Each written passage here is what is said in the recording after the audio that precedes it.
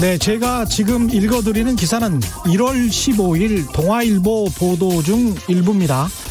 지난해 10월 1일부터 이달 4일까지 약 석 달간 미국에서 최소 970만 명의 독감 환자가 발생했다고 미 질병통제예방센터가 밝혔다. 이로 인해 최소 4,800명이 숨지고 8만 7천 명이 입원했다. 석 달간 미국 전역에서 970만 명이 독감 인플루엔자에 감염되고 8만 7천 명이 입원하고 4,800명이 숨졌다는 보도. 그런데 우리는 이런 사실이 있었는지조차 잘 모르고 있죠. 바로 지난달 이야기인데요. 그 석 달 동안 미국 경제는 꾸준히 견조한 성장세를 보였고 미국 주식시장은 유례를 찾기 힘든 호황이었습니다. 중국에서 시작된 코로나19, 우리나라 피해도 큽니다. 모두 조심해야겠죠. 그러나 사망자 모두 다른 질병이 있었거나 정신병동에 입원해 있어서 감염에 매우 취약한 상태였다는 것도 팩트, 사실입니다. 종합적으로 좀 한 발 떨어져서 봐야겠습니다. 공포가 시장을 지배한다는 건 인간의 이성이 무너졌다는 것. 이런 상황이 계속된다면 경제가 무너지는 것도 한순간일 수 있습니다. 네, 안녕하십니까. 세상에 이익이 되는 방송 최경영의 경제쇼 출발합니다. 저는 진실탐사 엔터테이너 최경영입니다. 유튜브 오늘도 함께 갑시다.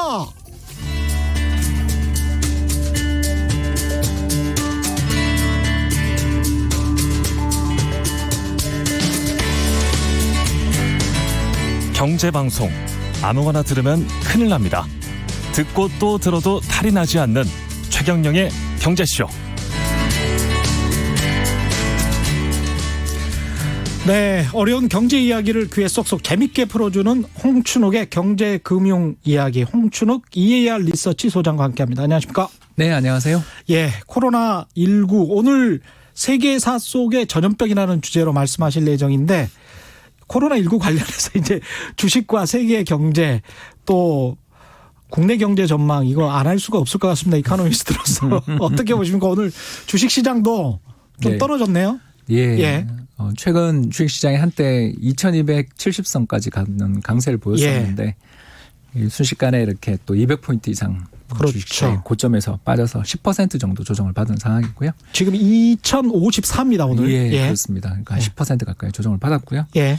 이와 같은 조정을 받게 된 건 미 증시도 일단 최근에 상당히 조정이 컸습니다. 그러니까 이틀 동안 6% 정도 빠지는. 그래서 어제까지 전날까지 한다면 거의 7% 가까운.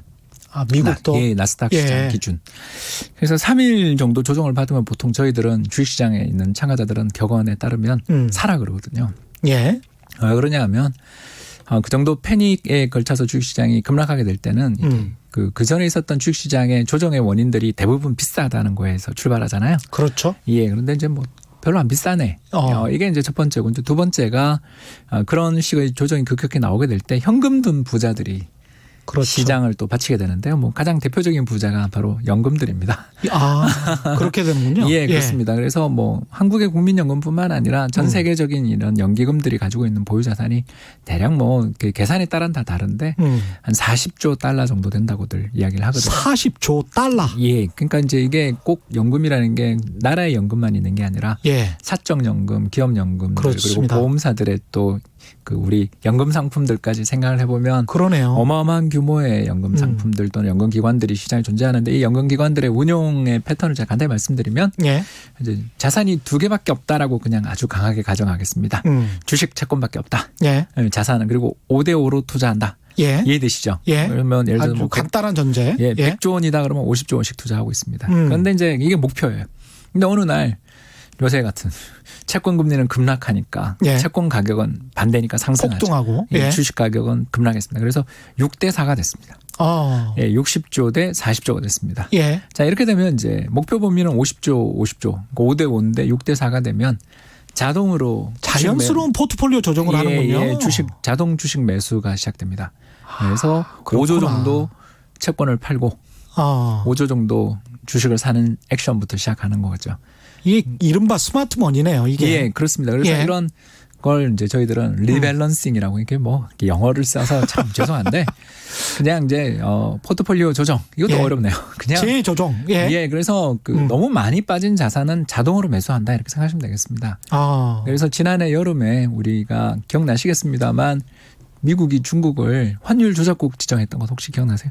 그런 기억나죠. 예, 예. 안 그래도 더워 죽겠는데 그렇죠. 정말 이 스트레스를 갑자기 올렸던 뉴스였던 걸로 포치라고 해서 그때. 네, 맞습니다. 예. 그래서 1달러에 대한 위안화 환율도 막 7유엔까지 급등하고 그래서 우리나라 환율도 그때 1240원, 50원까지 가고 했습니다. 예. 네, 그때 국민연금이 한국 국민연금이 주식시장에서 대규모 주식 순매수를 해서 뭐 최근에 조정을 받았습니다만 상당히 큰 성과를 내고 작년 한 해 주식 수익률뿐만 아니라 전체 연금 수익률 10% 넘었다는 뉴스를 보셨을 겁니다. 그렇군요. 그러니까 이런 식으로 연기금들은 기본적으로 뭐 국민연금에만 저는 있었으니까 다른 예. 연금이 어떻게 하는지는 저도 모릅니다만 국민연금이 하고 있는 현재의 그런 자산운용 포트폴리오의 벤치마크 우리가 예. 이제 모방한 게 캘리포니아의 교직원 연금이라든가 그렇죠. 네덜란드 공무원 연금이라든가 아니면 노르웨이 석유기금 같은 세계적으로 명망 있는 고수익으로 유명한 연금들의 운영 성과를 모방하는 과정에서 예. 저희들이 이제 전략을 짜기 때문에 거기도 그렇게 했었을 거라고 저희는 생각하거든요. 예. 그러니까 이런 일들이 벌어지기 때문에 주가가 급락하게 될 때는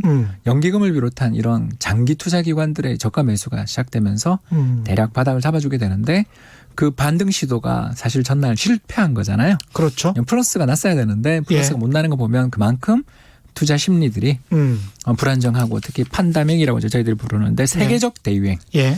WHO가 이제 어떻게 판단할지는 저도 모르겠습니다만 예. 세계적 대유행을 일으키게 될 것이냐 이게 그렇게 위험하냐 아니냐에 대한 판단들 이런 것들까지 뉴스에 노이즈가 나오니까 또 하나 더 허들이 기다리고 있는 거죠. 예. 그렇습니다. 그래서 지금까지는 이제 중국과 밀접한 연관을 맺고 있는 그러니까 중국에서 출발한 비행기가 가장 많이 도착한 지역이 어디예요? 이렇게 계산을 해보면 가장 위험한 나라가 자동으로 나오잖아요. 예. 그러니까 우한발 비행기들이 가장 많이 여행한 곳. 예, 1등이 어디냐면 태국, 일본, 한국 순서거든요. 그렇군요. 그리고 참 싱가포르나 태국 같은 경우는 의료 시설이 잘 돼 있는지 아니면 기온이 높아서인지 모르지만 상대적으로 잘 관리된 반면 동일위도 돼 있는 한국, 일본이 이렇게 고생하는 걸 보면 물론 이제 한국은 좀 특수한 요인도 있습니다만 아무튼 이런 것들을 보면 그 여행객의 숫자와 밀접한 연관을 믿고 있는 나라들이 고통을 받을 수밖에 없다라는 걸 벌써 느낄 수밖에 없는 거고요. 그런 측면에서 이제 인접한 나라들에서 더 나아가서 최근에 이탈리아가 주목을 받고 있잖아요. 그렇죠. 그래서 이탈리아는 특히 이란과 이탈리아는 다른 지역에서의 사망률, 그러니까 한국, 일본 같은 선진적 의료 체계를 가지고 있는 나라의 사망률은 중국보다 굉장히 낮다라고 저희들이 보고 있었는데 거기 갑자기 높으니까 이것도 변종이 있는 거 아니냐. 세계적으로 또 어떤 대유행의 징조가 아니냐. 그렇죠. 이런 뉴스가 나오면서 아까 말씀드린 저가 매수세에도 불구하고 시장은 좀 패닉을 이어갔다. 이렇게 정리할 수 있겠습니다. 지금 말씀하시는 걸 좀 정리를 해보니까 국민연금을 좀 따라가려면 일단 투자해야 될 돈은 장기적으로 쓰지 않을 돈을 가지고 국민연금처럼 그렇죠? 그렇죠. 예. 매일매일 쓸 돈을 가지고는 이렇게 할 수가 없잖아요. 절대 투자할 수가 없고 두 번째는 국민연금은 이렇게 오를 때 대량 매수를 하지 않고 떨어질 때 급락할 때 매수를 많이 하는군요. 그러지 않으면 살 수가 없어요. 왜냐하면 이게 신고하잖아요. 그렇군요. 보유 지분 신고를 하기 때문에 우리 그걸 안 그래도 여쭤보려고 했어요. 네. 그래서 국민연금 보유 지분 신고는 어디에서 볼 수 있습니까? 우리가 이제 여러 가지 방법이 있는데 매월 공시하고 있습니다. 매월. 예, 그래서 그 분기 그 달이 지난 다음 달에 한 달 늦게 하죠. 국민연금 홈페이지에서. 예, 그렇습니다. 그리고 그 운용 성과들도 다 공시를 하고 있습니다. 어떤 주식을 샀는지 그 종목도. 그것까지는 아니지만 지분 변동 부분들이나 지분 변동 부분. 그런 것들은 조회가 가능한 부분이 있습니다. 그럼 매월 공시면 하여간 한 달 정도는 개인 투자자가 좀 늦네요. 어떻게 보면. 예, 그걸 신속하게 하는 거에 대해서는 이제 운영하는 입장에서 굉장히 좀 부담이 있겠죠. 되죠. 부담이 있겠죠. 예, 그래서 이 5% 이상 주식을 들고 있거나 10% 이상 들고 가면서 특히 경영 참여 신고나 이런 걸 하면 그렇습니다. 바로바로 공시를 해야 공시하게 되는 의무들이 있는데 그렇게 하면 운영이 너무 어려우니까 유예를 둔 것이라고 이렇게 보시면 될 것 같고요. 그렇군요. 그래서 워낙 국민연금이 전체 우리나라 코스피 시장 기준 전체 보유가 한 7% 가까이 됩니다. 예. 굉장히 큰 돈, 120조 이상을 운용하고 있으니까 예.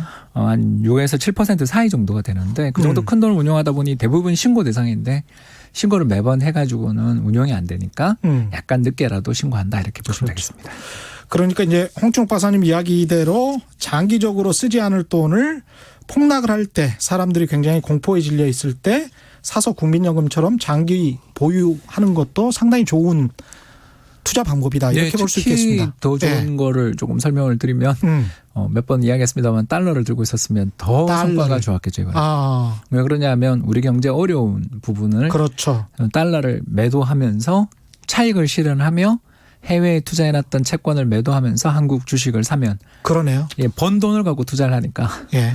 더 투자에 용이하겠죠. 꼭 먹고 알 먹고. 예, 그렇습니다. 그래서 예. 예전이랑 우리나라 경제가 달라진 여러 가지 요인을 이야기할 때 가장 큰 게 이제 경상수지 흑자가 굉장히 오래 장기화되다 보니까 외환보유가 늘어난 것만 이야기하시는데 그게 아니라 그것뿐만 아니라 국민연금을 비롯한 수많은 우리나라의 그 여러 민간과 공적인 연금 기관들이 자산이 축적되는 해외 거죠. 달러 예. 자산을 몇 천억 불을 가지고 있어요. 그렇죠. 그래서 국민 예. 외환보유고에 포함 안 됩니다. 아 그래요? 예. 그래서 그러면 그 일본이 가지고 있다는 뭐 3조 달러 정도의 그런 그 것까지는 순자산. 안 되겠지만 그거는 세계 넘버원이니까. 세계 넘버원이고 예, 우리도 그래서 그 정도는 그 정도를 향해서 가는 가고 중이다. 있다. 이렇게 보시면 되겠고요. 그래서 이렇게 되면 이제 무슨 일이 벌어지냐면 환율이 급등하면 옛날에는 이제 환율이 급등하게 되면 이 나라 환율이 더 오를 것 같아 하고 더 팔면서 환율이 더 가파르게 올라갔던 과거의 경험을 갖고 있어서 환율 상승을 우리가 무서워하죠.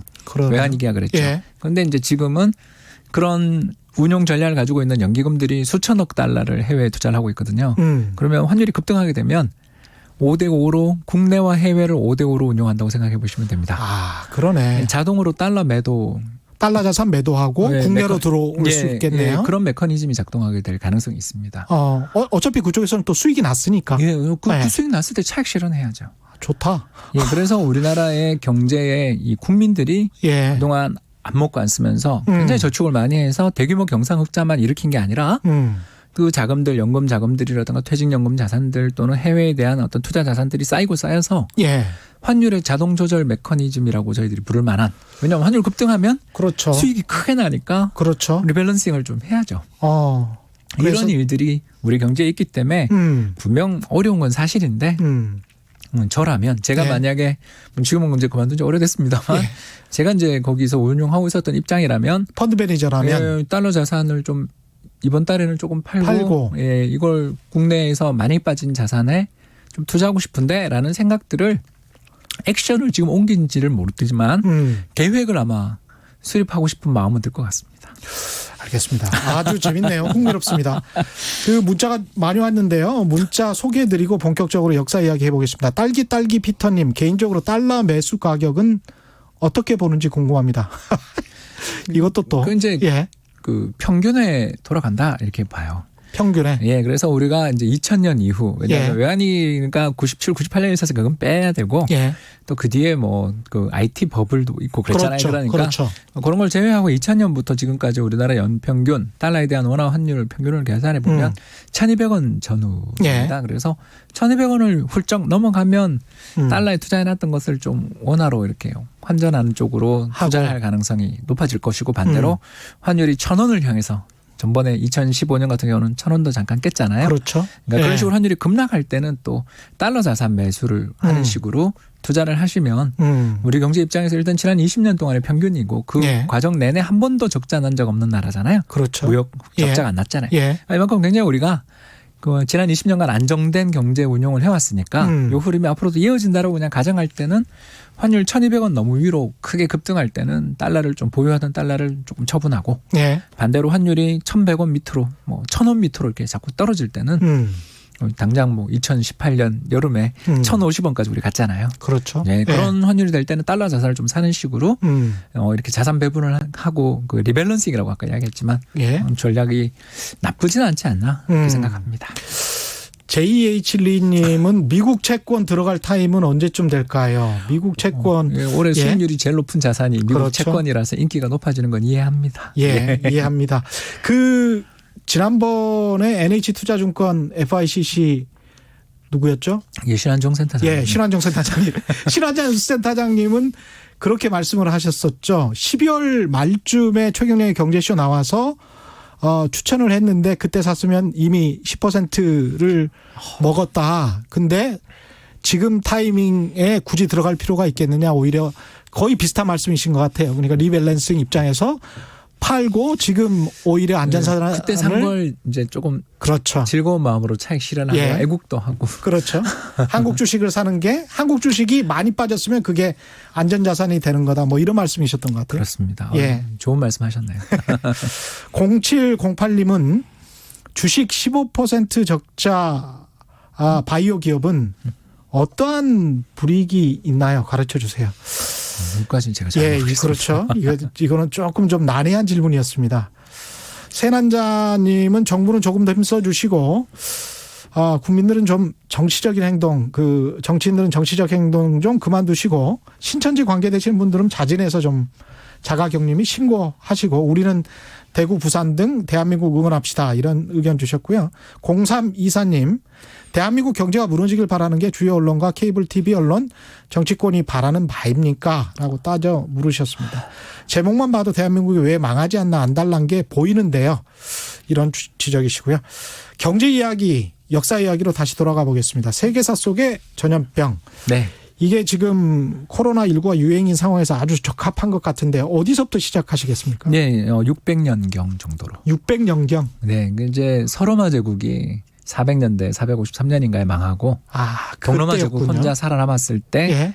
유스티아누스 대제라는 이미 이름 뒤에 대제가 붙었으면 예. 더 그레이트입니다. 예, 그렇죠. 위대한 지도자였다고 예. 볼 수 있겠고 이 사람이 그리스에 있던 동로마 제국 군대를 이끌고 그때 당시에 세계적인 대제국을 다시 회복하려고 하는 중이었습니다. 그래서 예를 들어서 게르만족으로부터 로마 시절의 영토 상당 부분을 다 만회하는 등 그때 당시 뭐 이집트라든가 북아프리카까지 전부 영토를 다시 만회하는 약진을 하고 있었습니다. 그때 그 유명한 무기가 바로 그 유명한 그리스의 불이라는 무기였습니다. 현재로 보면 화염 방사기. 예. 그러니까 상대의 배를 향해서 이 불을 뿜으면 이 불이 붙은 곳은 영원히 배가 침몰할 때까지 꺼지지 않았다라는 평가가 있을 정도로 굉장히 강력한 인화성 물질을 뿜으면서 해전에서 마치 우리 이순신 장군님이 연전연승하셨던 것처럼 이게 7세기 때 그런 무기가 개발돼 있었다라는 거죠. 대단하네요. 네, 그래서 근데 이제 이 중세나 과거에 있었던 이 수많은 아름다운 문명이나 귀한 지식들이 다 그렇듯이 우리도 그렇잖아요. 예. 우리도 예를 들어서 신라 시대 때 만들어졌던 역사책 이런 것들이 지금 남아 있으면 얼마나 좋겠습니까? 그렇죠. 네, 그런 것처럼 이 수많은 침략과 전쟁 속에서 멸실돼 버린 과거의 귀중한 정보들 중에 하나라고 합니다. 예. 그러니까 이게 살아남아 있었으면 총기의 시조는 그리스다 이렇게 송나라가 아니라 당나라가 아니라 실제로 900년경 중국의 벽화를 보면 화포를 쏘는 광경이 표시되어 있는 벽화가 있습니다. 그래요? 예, 그래서 대략 800년에서 900년 사이 정도의 당나라 때 그 화약 무기가 세계에서 제일 먼저 개발된 것이라고 저희들은 보고 있는데 예. 유명한 이제 조셉 니담 교수님의 책, 중국의 과학 문명이라는 책들 이런 거 보면 재밌습니다. 그 기원을 다룬 여러 논문들이 참 재밌는데요. 근데 이제 그걸 더 발전시켜 버린 건 서양이니까. 그렇죠. 예. 예. 그래서 이제 서양에서 우리도 있었다라고 이야기하는 게 그리스의 불입니다. 아무튼 이런 강력한 무기를 가지고서 다시 한번 로마 시대의 경계를 회복하는 프랑스 정도를 제외하고는 거의 다 회복했었다고 합니다. 예. 그런 과정에 갑자기 역병이 덮쳤습니다. 허허. 예, 이 역병에 대한 설명을 한번 하겠습니다. 예. 병은 열이 나면서부터 시작했다. 첫날이나 둘째 날 겨드랑이와 사타구니와 목에 종양이 생겼다. 림프선 종양이죠. 예. 열이 폭발적으로 오르며 림프선은 더욱 부풀어 올랐고 결국 사람들이 피를 토하고 몸을 떨며 몸이 시커멓게 변하며 죽어갔다. 예, 흑사병에 대한 유명한 사례입니다. 그래서 생생하군요. 예, 그래서 이 동로마 제국의 수도가 콘스탄티노플, 이제 이스탄불이죠. 네. 예, 그 뭐 정말 그 동양과 서양의 다리에 해당되는 그 지역입니다. 여기에서 도시에 그때 당시 인구가 한 70만 명, 80만 명에 달하는 거대 도시였는데 하루 10,000명이 죽어가기 시작했다. 10,000명? 하루에 10,000명이. 예, 그래서 역병이 종식되었을 때 도시 인구의 40%가 사망했다. 아이고야. 그래서 이 뭐 서로마 제국의 영토를 찾겠다라는 유스티아누스 대제의 꿈은 수포로 돌아갔고 또 이때가 아까 말씀드린 것처럼 600년 전후였잖아요. 예. 그래서 요 뒤 바로 60년 뒤에 이슬람의 흥기가 시작됩니다. 아, 그래서 이슬람이 싹 쓸어버리는군요. 예, 왜냐하면 이게 무주 공산을 그러네. 예, 그러니까 그 가장 강력한 경쟁자였던 동로마 제국이 치명적인 질병을 앓으면서 전체 인구의 40%가 사라진 뒤를 싸울 수도 없었겠네. 그리고 또 이 어떤 게 보면 신앙심도 약해졌겠죠. 그리스 종교를 예. 믿고 있었던 수많은 군대에 있던 사람들이 그 삶에 대한 회의감, 내가 언제 죽을지 모른다라는 그런 공포를 가지고 있는 집단이 전쟁에서 이기기가 예. 어려웠지 않겠냐라는 그런 평가를 하는 그런 분들도 있다. 그러니까 그러네요. 역사학자들의 분석이니까 그냥 이거는 해석이라고 생각해 주시면 감사하겠고요. 특히 예. 재미있는 게 2014년 란셋이라는 의학 학술지가 있습니다. 세계적인 의학 저널이죠. 예. 란셋에 실려있는 논문이 실렸는데요. 600년경 유스티아누스 역병, 이제 흑사병이죠. 예. 이게 근데 흑사병인지 아닌지를 둘러싸고 역사학자들 사이에 말도 못하는 논쟁이 있었습니다. 7세기 때 병이니까 알 수가 없죠. 알 수가 없지. 예, 그랬는데 독일 바바리아, 지금 바이에른 뮌헨, 그 바로 뮌헨입니다. 예. 바바리아 지방, 예전에는 예. 이제 안 좋은 뜻입니다. 이게 그렇죠. 야만인의 야만인이잖아요. 예. 예. 바바리안. 예, 그렇습니다만 아무튼 바바리아 지방의 유골에서 시료를 채취한 다음에 최첨단 게놈 기법으로 분석했더니 패스트균을 발견했다. 패스트균. 예, 그래서 예. 더 놀라운 건 이때 발병했던 패스트균이 곧이 이제 지금 두 번째 이야기가 시작되는데 14세기에 발병했던 패스트균과 전혀 다른 패스트균이었다. 아, 그러니까 14세기 때 흑사병과 7세기 때 흑사병이 패스트균은 패스트균인데 변종이었다라는. 신종 패스트균. 그렇습니다. 700년 후에 나왔던 예, 바로 거군요. 이게 핵심인 거죠. 우리가 그럴 수도 있을 것 같습니다. 역사학자들한테 굉장히 많은 관심거리였고 논쟁거리였던 게 예. 아니 유스티아누스 대제 역병이 패스트라며 패스트라는 게 그렇게 퍼졌으면 살아남은 사람들은 다 내성을 가진 사람들이 살아남았을 텐데 그렇지. 예, 왜냐하면 그때 사람들이 예. 쥐벼룩을 통해서 패스트균이 웁는다라는 걸 아무도 몰랐잖아요. 그렇죠. 예. 아무도 모르는 상황에서 위생 여건은 중세에 더 나빠졌죠. 그런 상황에서도 600년 동안 재발 안 하다가 갑자기 1300년에 왜 몽고군에게서 들어온 패스트균이 온 유럽을 휩쓸었느냐. 예. 그 사람들은 면역도 없냐. 이렇게 사람들이 궁금해했던 거죠. 아, 재밌다. 재밌나요? 예. 이게 코로나 바이러스와 관련해서도 제가 의사 친구가 있는데 알려준 게 이제까지의 코로나 바이러스가 7종이래요. 7종인데 메르스, 사스, 이번에 코로나19 이게 이제 가장 유명한 것들인데 다 이제 코로나 바이러스인 거예요. 근데 그게 약간 한 번만 비틀면 신종이 된다는 거죠. 예. 바이러스의 무서운 점이 그 부분 예. 같아요. 그래서 이 의문들이 풀린 거죠. 역사학자들 입장에서 그래서 역사책을 새로 써야 되는. 그래서 그러면 13세기, 14세기 사이에 나온 두 번째 세계적 패스트의 대유행은 어디서 시작됐느냐? 예. 대략 이제 사람들이 추정을 하는데 티벳이나 윈난성 쪽이다라는. 그러니까 출발점이 달랐다라는 거죠. 그러네요. 변종, 새로운 변종이 거기서. 예. 그러니까 티벳과 윈난성 일대에서 이미 원나라 때 대규모 패스트 발병이 있었답니다. 먼 나라에서. 예, 그 발병이 있었는데 몽고군의 기병 틈에 숨어들었던 쥐가 어디까지 갔냐면 흑해, 그러니까 그죠, 러시아 남부. 거기가 다 저 유럽을 정복을 했으니까. 그렇죠. 그래서 예. 일한국이라고 불리는 지역인데요. 그 지역에 가서 누구랑 전쟁을 했냐면 제노바 사람들하고 전쟁. 거기가 이제 제노바의 식민지가 있었습니다. 예. 그 제노바의 식민지, 그 이탈리아 상인들이 어디든 세계 어디든 마르코 폴로는 대도 지금은 이제 베이징까지 여행을 했다 그러잖아요. 예. 그런 것처럼 이 제노바의 상인들은 어디까지 가서 장사를 하고 있었냐면 흑해 연안에서 노예 상인들이었습니다. 거기가 슬라브 사람들을 대규모로 이제 몽고군이 팔면 그 노예들을 사들여서 어디로 이제 또 공급을 해주냐면 그때 당시 오스만 투르크 제국이 막 흥기하고 있던 중이었습니다. 근데 오스만 투르크에는 그 여러 면에서 노예를 많이 필요로 했고요. 특히 그때 있었던 이집트의 정부는 노예병들을 이용해서 전력을 갖고 있는 그런 정책을 쓰고 있었습니다. 그렇군요. 이게 그러니까 예전의 노예와 지금 노예와 로마 시대 노예 이런 걸 전부 다 그냥 우리가 표현을 노예라고 이렇게 해서 그렇지. 예. 노예가 노예는 아니고요. 굉장히 높은 계급이었습니다. 이집트 같은 경우는. 어떻게 보면 용병 같기도 하고요. 어려서부터 노예로 데려와서 그 종교적으로 개종을 시키고요.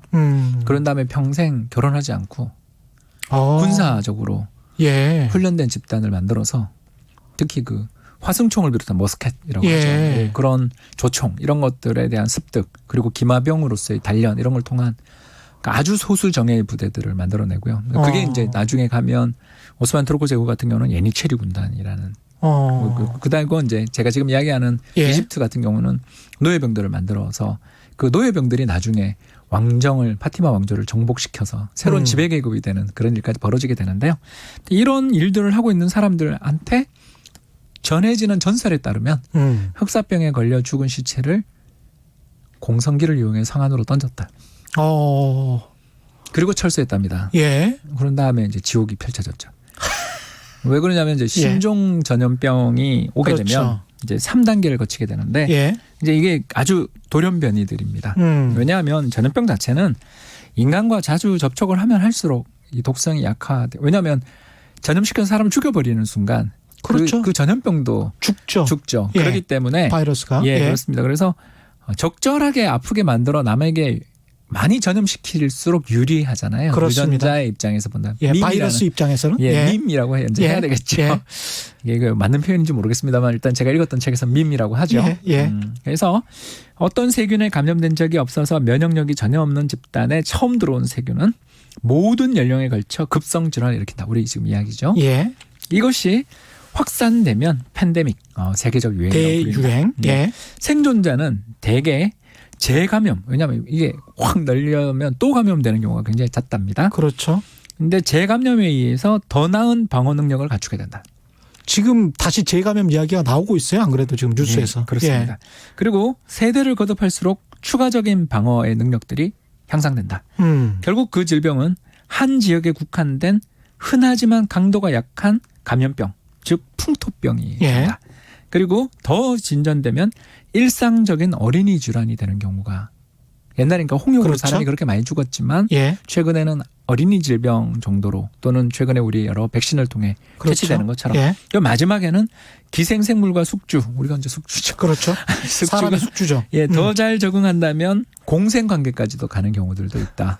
이런 3단계를 이야기하게 되는데 결국 이제 800년, 600년에 있었던 그 대규모 전염병이 1300년에서 1400년에 갑자기 그렇게 확산된 데에는 두 가지 이유를 이제 들 수 있는 거죠. 첫 번째 새로운 변종이었다. 그리고 두 번째 십자군 전쟁을 통해서 동양과 서양 사이에 물적인 교류가 어마어마하게 커지며 실제로 흑해연안의 도시들까지 유럽 사람들이 가서 장사를 하게 될 정도로 세계화와 거주 이동이 활발해진 것이 새로운 전염병의 배양의 출발점이 되었다라는 이야기가 되겠습니다. 그래서 1348년 프랑스 그리고 1349년 잉글랜드인데요. 잉글랜드 에드워드 3세가 했던 이야기입니다.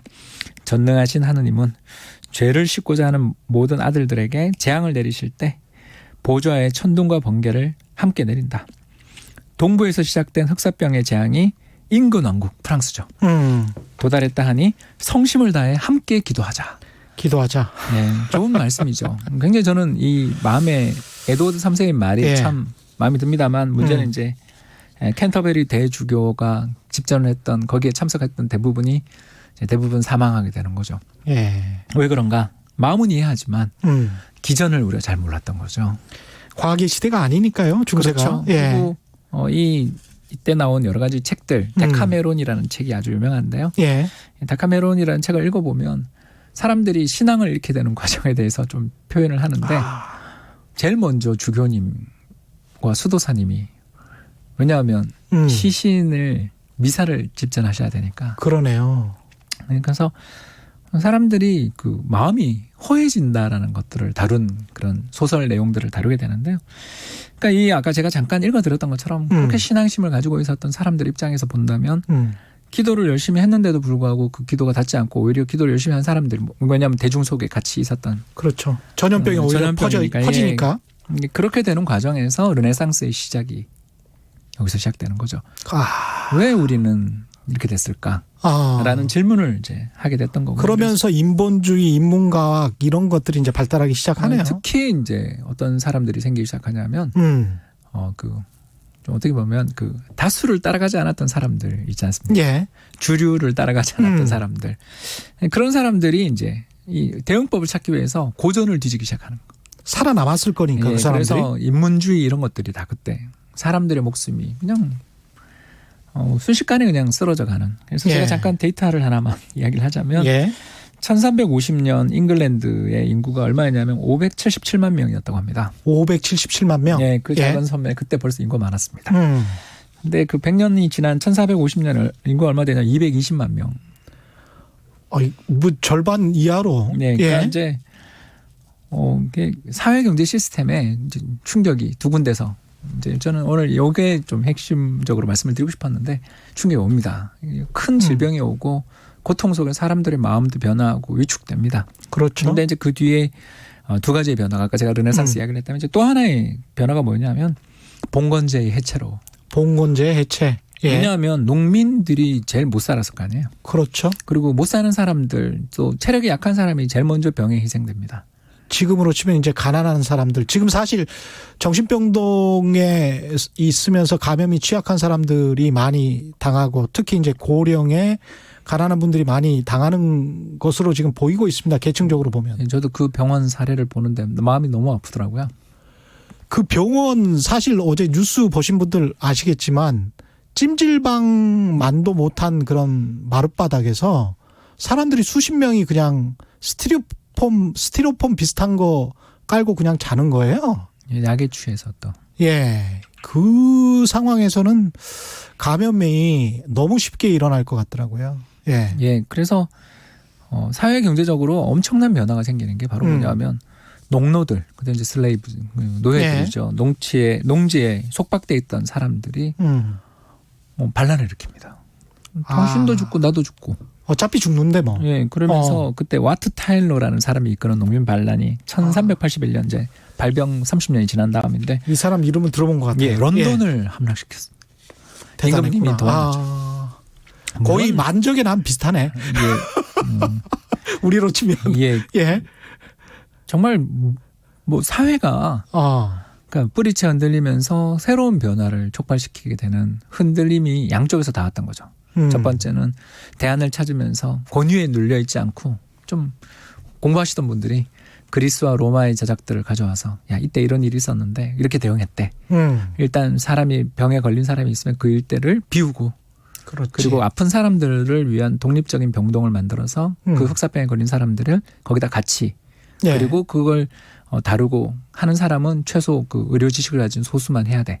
그리고 그렇죠. 그 목조 주택에서는 굉장히 병이 잘 번지니까 되도록이면 집은 석조로 나무보다는 돌로 만드는 쪽으로 해야 되고 그렇죠. 사람들을 모아서 격리시킨 다음에는 안타깝지만 돌아가신 분은 불로 태우고 뭐 이런 과정들에 대한 매뉴얼들을 다 그때 개발하고 하게 됩니다. 그래서 한 200년 지나면 계속적으로 이 흑사병이 재발하는데 흑사병에 대한 매뉴얼들이 점점 만들어지면서 독성 자체는 여전했던 것으로 보입니다만 그 매뉴얼들이 만들어지면서 특히 그 이탈리아에 있었던 어떤 역사학자들이 발굴했던 하나의 사례 지금으로 얘기하면 피렌체 근처에 있는 동네 이야기를 이렇게 다룬 역사적인 그런 책들을 읽어보면 매뉴얼이 있더라고요. 이제 만들어지는 거죠.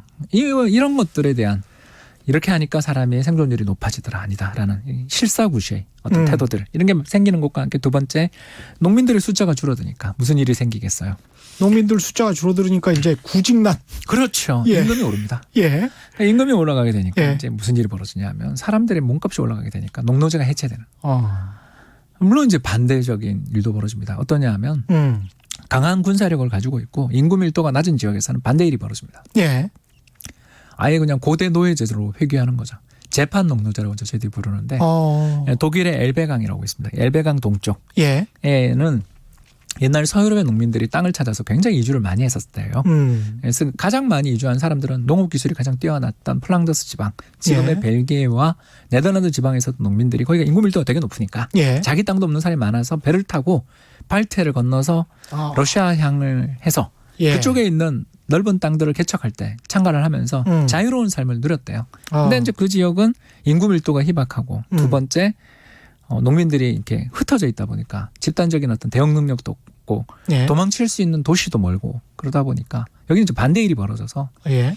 예전에 자유로웠던 농민들이 농노인 신분으로 다시 떨어지는 구렁텅이가 그러니까 이런 것들 예. 때문에 그때까지만 해도 1350년 전후까지만 해도 사실 뭐 서유럽이나 동유럽이나 어떻게 본다면 미래 발전의 지향점이랄까 자유로운 사람의 이동이라든가 소득의 증가 이런 것들만 예. 보면 동유럽이 오히려 기회가 있었던 땅이었다고 볼 수 있는데 흑사병에 대한 이 대응 여부에 따라 이렇게 달라지는군요. 이렇게 달라지는 거죠. 그러니까 예. 저는 이번 우리 팬데믹이 될지 안 될지 뭐 저도 모르겠습니다. 코로나19 사례에 대해서 하나 좀 이야기하고 싶은 게 예. 2003년 사스 그리고 지난번에 있었던 조류독감에 예. 이번까지 이렇게 쭉 이어지는데 한 번, 두 번은 실수인데 이게 계속 반복된다라는 건 이건 우리가 예. 실사구시의 태도라는 측면에서 볼 때 예전 이 흑사병으로 고통받았던 중세 유럽 사람들보다 우리가 못하는 거잖아요. 그러면 안 돼요. 사실은 손 씻거라는 거는 탈무드에도 나오는 것이기 때문에 2000년 전 이야기입니다. 사실은. 그렇습니다. 예. 그래서 이런 반복되는 문제들에 대해서 예. 잘 대응하고 특히 여러 문제가 있었던 그런 야생동물 시장이라든가 또는 그 뒤에 대응 매뉴얼 이런 것들을 우리도 그렇고 중국도 그렇고 좀 이 흑사병 이후에 동유럽과 서유럽의 사례에서 나오는 것처럼 어떻게 대응하느냐 어떤 프로세스를 가져가느냐에 따라서 미래가 달라지는 그렇습니다. 세상들이 오는 거죠. 그러니까 똑같은 도전이지만 응전을 인간들이 어떻게 하느냐에 따라 발전 경로가 확실히 달라지겠습니다. 예, 그걸 더 잘 보여주는 사례를 이제 또 하나 마지막 사례를. 좋습니다, 좋습니다. 예, 그러니까 이제 예. 두 가지 질병을 다뤘잖아요. 하나는 첫 번째 유스티아누스 역병. 그게 제일 무서웠죠. 예, 정말 성장하고 있었던 동로마 제국을 무너뜨렸던 사건이었다면 이제 두 번째는 그 다음에 십자군 전쟁. 물론 뭐 이제 십자군이라는 말 자체가 이제는 해석도 좀 달라져야 될 것 같은 그렇죠. 대상이 됐습니다만. 예, 아무튼 이 십자군 전쟁을 통해서 이루어졌던 교육의 망들 세계화, 1차 세계화, 2차 세계화 정도라고 볼 수 있는 그 시기에 갑자기 동쪽에서 들어왔던 역병으로 인해서 사회경제적으로 엄청난 충격을 받았다는 이야기를 했다면 예. 이제 식민지 시대 이야기로 가야 될 것 같습니다. 식민지. 이제 유럽이 예. 세계를 지배하는 시절 식민지 시대가 되는데요. 이제 식민지 시대에 대한 그 대표적인 질병이 바로 콜레라입니다. 콜레라. 예, 예, 우리나라도 뭐 정말 무서워했던 수인성 전염병. 맞습니다. 이제는 알죠. 예, 근데 그때는 몰랐죠. 이게 예. 어디서 오는 질병인지를 알 수가 없었습니다. 그렇죠. 예, 그리고 또 흑사병에 대한 대응책들은 좀 가지고 있었으니까 흑사병에 대한 대응책이라는 게 아까 이야기한 것처럼 공기 감염이라든가 사람들의 기침이라든가 또는 사람의 시체에서 나온 벼룩 뭐 이런 문제들이 있으니까 예, 접근을 차단하고 그 사람을 근처를 안 간다든가 격리한다든가 하는 문제로 해결이 됐었던 그런 프로세스를 가지고 있었던 것에 비해서 이 수인성 전염병이니까 이게 예. 전혀 대응 방법이 다르죠. 그렇죠. 예, 그래서 이게 예. 이제 오늘은 주인공이 존 스노우라는 존 스노우. 예, 예, 아주 유명한 분입니다. 고집 센 그림을 저희가 하나 가져왔는데요. 예, 이제 이 질병의 근원은 아마 인도 겐지주강의 삼각주가 아니었냐. 콜커타, 옛날 캘커타라고 불렸던 그 지역이 지금도 인도 겐지즈강 지역은 이 콜레라 때문에 조금 문제가 있지 않습니까? 맞습니다. 그렇죠. 예. 예. 이제 요 약간 이야기를 벗어난 부분인데 이게 아주 유명한 화장실 이론입니다. 그래서 참 많은 학자들이 그렇게 많은 후원과 지원을 통해서 했는데도 불구하고 왜 삶의 질들이 개선되지 않느냐 할 때 어디를 개선시켜줘야 그 사람들이 정말 삶에서 탈피를 하게 되느냐에 대한 맞습니다. 예. 고민들을 많이 하는데 어떤 학자들과 일군의 운동가들은 화장실을 만들어주는 것부터 시작해야 한다라고 주장하는 거죠. 집에 화장실이 없어서 그렇죠. 집에 화장실이 없어서 길가에 그냥 이렇게 하거나 하는 지역들에 예. 여러 가지 문제들을 이야기하게 되는데 뭐 가장 문제가 되는 것은 위생이겠지만 두 번째가 신변의 병이죠. 안전 문제가 예. 생기게 됩니다. 사람들이 집에서 일을 못 보고 밖에 나가 일을 보게 된다라는 건 또 가장 개방된 자세로 할 수밖에 없잖아요. 특히 여성의 삶이 어떻게 되겠습니까? 예. 예, 이제 그런 일들에 대한 문제를 가지고서 지적해서 지금 그 운동들 펼쳐지고 아주 좋은 논문도 있습니다. 빌 게이츠 파운데이션이 하는 것도 사실은 바로 이런 그겁니다. 이런 작업이죠. 예, 지금 인도와 그쪽 남아시아 지역에서 이 운동들이 벌어지고 있는데 저는 굉장히 지지하는 쪽에 있는 게 그 여러 가지 그 실적 분석 논문을 보니까 이게 얼마나 중요한가. 삶에 있어서 삶의 질에 있어서 화장실만큼 중요한 게 없지 않냐. 그럼요. 라는 지적들을 하시는 걸 보면서 저도 공감하게 되더라고요. 그래서 당시 영국 런던 이제 지배하고 있던 그때 당시 무굴 제국을 멸망시키면서 인도 전역으로 이제 그 식민지를 확장해 나가고 있었던 영국이 그때 당시에 이제 희생자가 왜냐하면 이제 대가를 치르는 거라고 볼 수 있겠죠. 1660년 발생했었던 영국 런던의 대화재로 조그만 빵집에서 시작됐던 불이 바람을 타고 걷잡을 수 없이 벌어지면서 지금 우리가 알고 있는 영국의 런던의 그 아름다운 건물들은 대부분 이후에 지어진 건물이라고 생각하시면 되겠습니다. 그렇죠. 그래서 나무의 런던에서 돌의 런던으로 바뀌는 시기가 이때입니다. 그래서 목조주택들로 지어져 있던 런던이 왜냐하면 불에 다 탔으니까. 그렇죠. 그래서 이제 잘 살게 되기도 했죠. 그래서 돌로 지으면서부터 흑사병의 대유행이 무려 200년 동안 없었답니다. 그 불에 화마에 다 그냥 휩쓸려 갔구나. 그리고 또 목조주택에서 아무래도 쥐들이 갉아먹기 쉬운 목조주택에서 석조주택으로 대부분 집이 바뀌면서 청결해진 거죠. 저 19세기 시카고랑 좀 비슷하네요. 그 또 마천루가 또 떠오르는군요. 그래서 이제 이야기를 한번 왜냐하면 우리 방송 시간이 얼마 안 남았어. 한 8분 남았습니다. 그래서 1817년 첫 번째 대유행을 이제 발견했는데 그때는 인도에 있던 영국 군인들이 희생자가 됐습니다.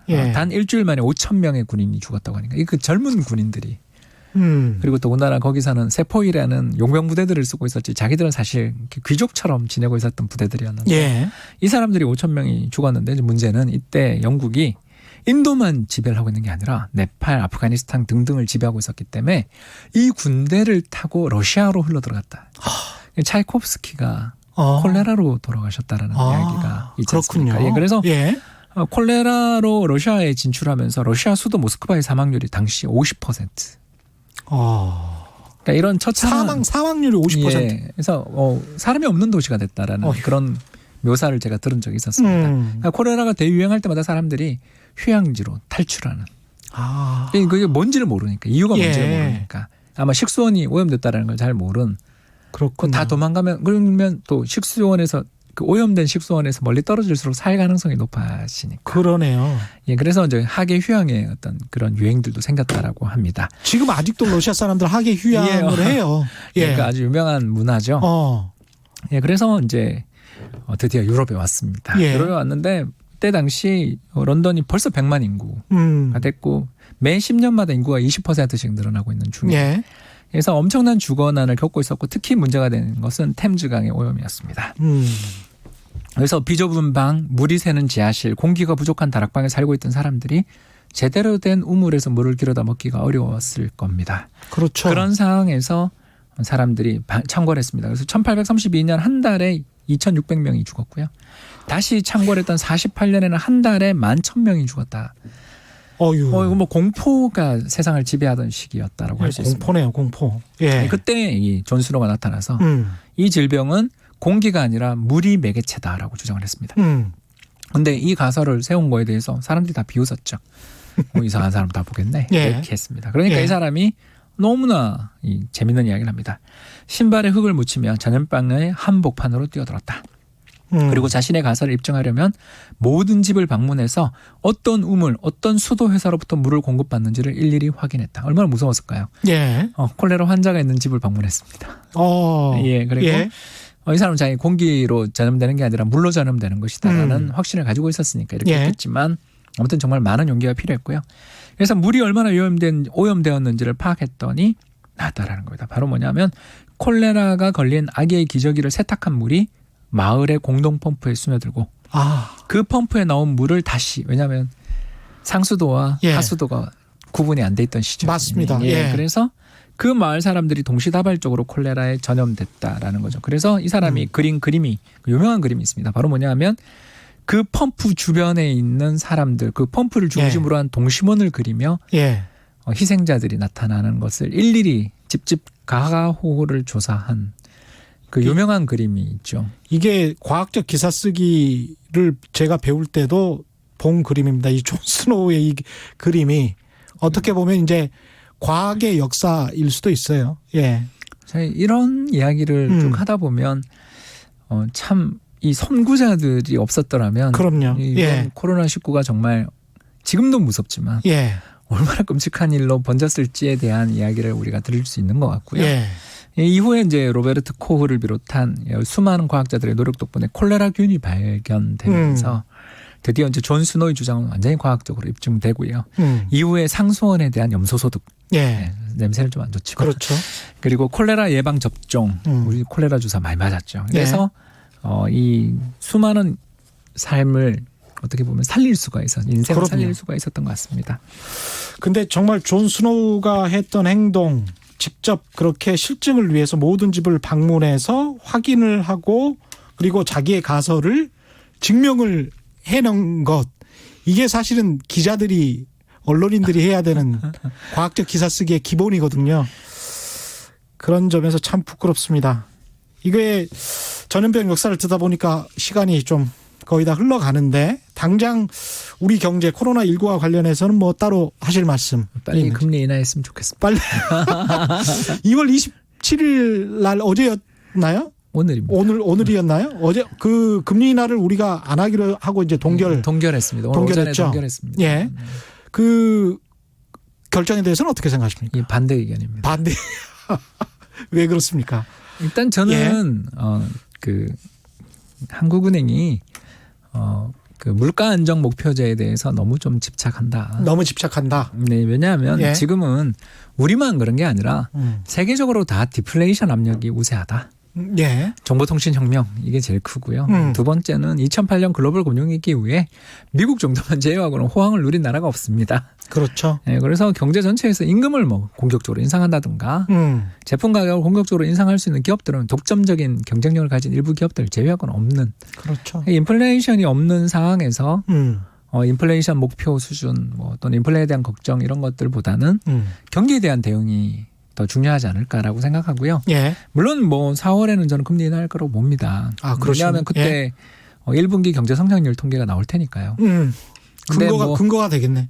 근데 마이너스 가능성이 있지 않습니까? 그렇게 보십니까? 전 분기 대비 마이너스 가능성이 있다. 전 분기 대비 마이너스 가능성이 있다. 그렇게 보고 있습니다. 그래서 보통 두 분기 연속 마이너스 성장하면 불황으로 저희들이 정의하게 되는데 리세션으로 보는 거죠. 리세션으로 가능성이 있는데 리세션의 가능성이 굉장히 높고 더 나가서 아직 물가 상승률 통계 안 나왔지만 국제유가 지금 50불 깨졌거든요. 이 정도로 원자재 가격도 급락하고 있고 여기다가 식당이나 어디를 가보시면 사람 구경할 수 없을 정도로 위축돼 있는 이런 상황에서 정부가 경기를 부양하겠다라는 태도들을 보이고 또 그 신호로 금리 인하 또는 추가 경정 예산 이제 추경은 지금 논의되는 것으로 알고 있습니다만 아무튼 선거 일정 등이 있어서 이게 될지는 저도 모르겠습니다만 이거를 더 적극적으로 추진하는 분들이 좀 여야를 떠나서 전 정치적 입장을 떠나서 지금 자영업자들 그렇죠. 리테일러 이제 지금 가장 큰 충격을 받는 데를 순서대로 해보자면 첫 번째가 리테일 소매 판매나 백화점이나 마트 이런 데들 정말 두 번째가 영화관부터 공연, 각종 야외 활동들 이런 것들 하시는 분들. 세 번째 여행 및 운송 쪽. 그렇죠. 이런 분야가 고용이 굉장히 많은 산업입니다. 게다가 우리가 긱 이코노미 하는데 그것도 결국은 자영업이라고 볼 수가 있기 때문에. 그렇습니다. 그래서 정부가 최근 여러 정책들을 통해서 취업자 수를 늘리는 데 성공을 했잖아요. 근데 이제 민간에서 취업이 더 중요하잖아요. 그럼요. 기본이죠. 그런 의미에서 생각해 본다면 올해 우리가 정부가 그래도 잘한 일이 올해를 확장적 예산안을 편성해서 돈의 여유가 있고요. 더 나가서 이렇게 돌발 사건들이 생겼을 때는 추경을 해야죠. 추가 경정 예산이라는 새로운 예산을 편성받아서 추가적으로 돈을 지출함으로써 보릿고개를 넘기는데 도움을 하고 사람들의 마음도 좀 어루만져주고 어루만져주면 나을 병도 빨리 더 낫지 않겠습니까? 그렇죠. 너무 팍팍하게 살지 않았으면 좋겠습니다. 오늘 말씀 여기까지 감사하고요.